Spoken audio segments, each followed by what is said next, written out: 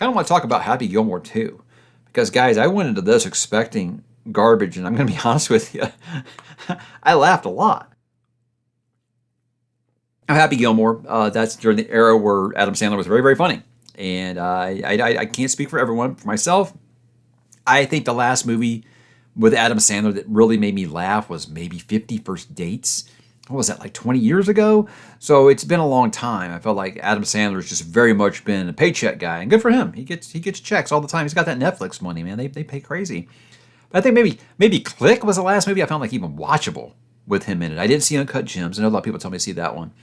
For me, it was like, look, he's in his 50s now. Is he still going to be out there, being ridiculous and over the top? Well, he was in this, and it worked. It's not a perfect movie by any doubt.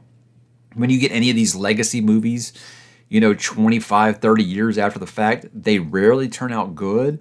But maybe it was lowered expectations. I laughed a lot in this movie. Sure, it did a lot of member berries things, or we did that. Like it even does like the somebody's closer bit. It's funny because I said it right when it happened. So you kind of feel those things coming. And it does do some of the wink, wink, nudge, nudge. Remember this thing you liked from the first movie. But not to a point where I felt like it just took me out of it. It's absurd, as a Happy Gilmore movie should be. Incredible amount of cameos. Several of them I didn't even know who they were, but I figured they're probably influencers of some sort or celebrities that I just don't know.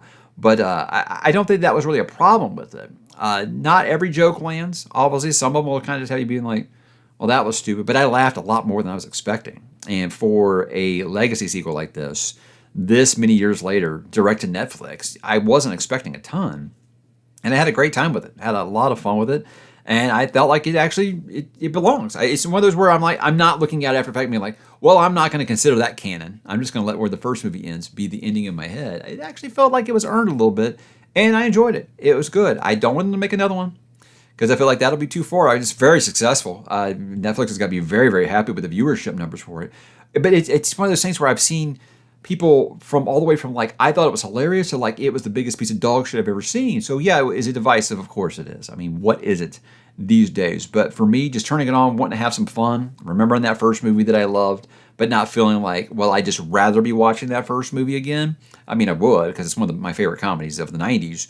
But I enjoyed it. I really did, and I had a good time with it. And even the stuff that was just absurd, I was there for it. It was good. I had a fun time with it, and I think you guys would too.